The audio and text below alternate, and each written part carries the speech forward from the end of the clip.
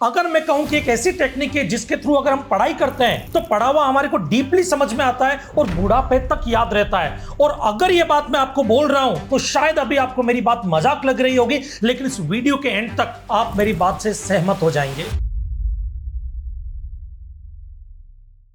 एक ऐसी टेक्निक जिसकी वजह से आप ना सिर्फ टॉपर बनेंगे बल्कि जीनियस बन जाएंगे, वो भी आइंस्टाइन की तरह। इस टेक्निक के 4 स्टेप है, बट 4 स्टेप को समझने से पहले मैं आपको बता दूं कि ये एक ऐसी टेक्निक है जिसको एक बार अगर आपने समझ लिया और फॉलो किया, उसके बाद आप 5th स्टैंडर्ड के बच्चे को भी कोई भी सब्जेक्ट, कोई भी कॉन्सेप्ट इजी वे में समझा सकते हैं। किसी भी सब्जेक्ट को डीपली समझने का मतलब होता है कि वो टॉपिक आप किसी एक ऐसे शख्स को पढ़ाओ या समझाओ जिसने उससे पहले वो टॉपिक कभी नहीं पढ़ा हो और उसको इजीली समझ में भी आ जाए। इसका मतलब आप उस टॉपिक को डीपली समझ चुके हैं। मतलब आप अगर एक 5th स्टैंडर्ड के बच्चे को भी वो टॉपिक पढ़ाए तो उसको भी समझ में आ जाना चाहिए। इसलिए किसी भी टॉपिक के कॉन्सेप्ट को डीपली समझने के लिए हमको 4 स्टेप्स फॉलो करने हैं।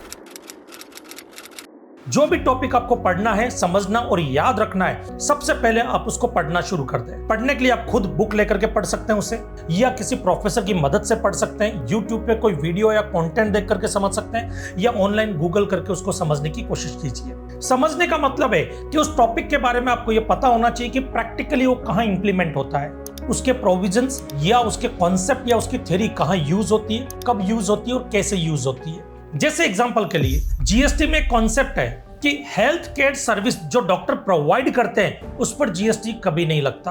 अब देखो, इसको अगर मैंने समझा तो मुझे क्या समझना होगा कि ये प्रोविजन कहाँ लगता है। हेल्थ केयर सर्विस पे लगता है जो डॉक्टर प्रोवाइड करते हैं। इसका मतलब अगर कोई भी पेशेंट है जिसका चेहरा जल चुका है किसी एक्सीडेंट की वजह से, डॉक्टर अगर उसकी प्लास्टिक सर्जरी करते हैं और उससे 10 लाख रुपया फीस लेते हैं, उस पर जीएसटी नहीं लगेगा क्योंकि डॉक्टर यहाँ पे हेल्थ केयर सर्विस दे रहे हैं। लेकिन मान लीजिए मुझे अपनी प्लास्टिक सर्जरी करवानी है, मेरे चेहरे को अभी कुछ भी नहीं हुआ, मैं डॉक्टर के पास जाकर के बोलता हूँ कि मुझे अपना चेहरा चेंज करवाना है, मुझे ऋतिक रोशन के जैसा बनना है, तो यहाँ पर डॉक्टर जो फीस चार्ज करेंगे उस पर जीएसटी लगेगा क्योंकि वो हेल्थ केयर से रिलेटेड सर्विस प्रोवाइड नहीं कर रहे हैं। किसी भी कॉन्सेप्ट को इस तरह से समझो कि आपको पता होना चाहिए कि वो प्रैक्टिकली कहां यूज होता है।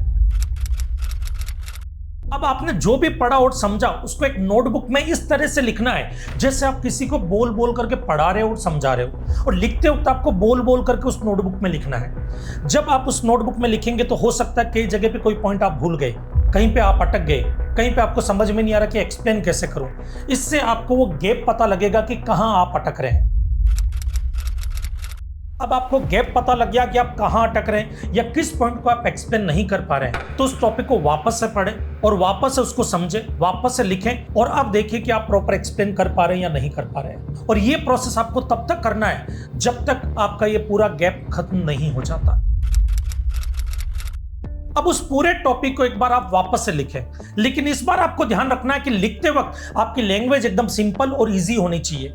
इतनी सिंपल होनी चाहिए कि उसमें कोई भी कॉम्प्लिकेटेड वर्ड ना हो और एक 5th स्टैंडर्ड का बच्चा भी अगर उस टॉपिक को पढ़े तो उसको इजीली समझ में आ जाए कि वो थ्योरी क्या है और वो कॉन्सेप्ट क्या है और आप क्या कहना चाहते हैं। अगर लिखते वक्त आप कहीं पे भी कोई कॉम्प्लिकेटेड वर्ड यूज करें तो इसका मतलब अभी तक आप उस टॉपिक को सिंप्लीफाई नहीं कर पाए हैं। तो आपको ये सारे के सारे स्टेप्स वापस से फॉलो करने जब तक कि वो कॉन्सेप्ट आपके दिमाग में बैठ करके आप उसको इजीली एक्सप्लेन ना कर पाए। ये जो टेक्निक है, इस टेक्निक का नाम है दी फेमन टेक्निक। ये टेक्निक इसलिए इफेक्टिव है क्योंकि सिंपल लैंग्वेज में एक्सप्लेन करने के लिए आप जितना टॉपिक के बारे में सोचेंगे उतना ही टॉपिक को लेकर के आपकी अंडरस्टैंडिंग बढ़ेगी। रिचर्ड फेमन को इस टेक्निक का जनक कहा जाता है। रिचर्ड फेमन इसी तरह से पढ़ते थे और स्टूडेंट्स को भी इसी तरह से एक्सप्लेन करते थे, इसीलिए उन्हें ग्रेट एक्सप्लेनर भी कहा गया है। Richard Feynman Nobel prize winning physicist है और एक महान प्रोफेसर भी हैं, इसलिए उनके द्वारा पढ़ाने के लिए यूज की जाने वाली इस टेक्निक को द फेमन टेक्निक नाम दिया गया।